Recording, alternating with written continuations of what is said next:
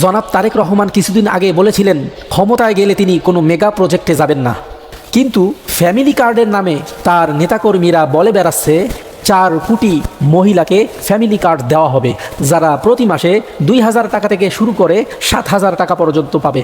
এখন কথা হচ্ছে 4 কোটি মহিলাকে যদি মাসে গড়ে 3,000 টাকা করেও দেওয়া হয়, তবুও মাসে লাগবে 12,000 কোটি টাকা, আর বছরে লাগবে 144,000 কোটি টাকা, 5 বছরে লাগবে 750,000 কোটি টাকা।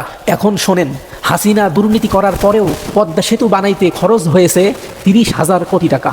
তাহলে তারেক রহমানের যে পরিকল্পনা, তাতে প্রতি মাসে 5টা পদ্মা সেতুর টাকা লাগবে, আর 5 বছরে লাগবে 25টা পদ্মা সেতুর টাকা। তাহলে এটা যদি মেগা প্রজেক্ট না হয়, তাহলে কোনটা মেগা প্রজেক্ট? আর দুর্নীতির কথা না বলি, অতীতে আওয়ামী লীগ কী করেছে সেটা আমরা ভালোভাবেই জানি। এই বিষয়টা নিয়ে চাইলে আরও অনেক কথা বলা যায় অর্থনীতির আলোকে, অত না বলি, জাস্ট একটা ইনফরমেশন দেই আপনাদের।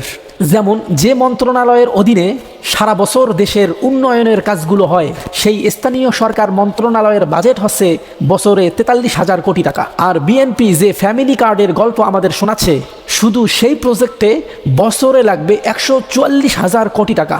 এই এত টাকা আসবে কোথায় থেকে? কমেন্টে একটু জানান।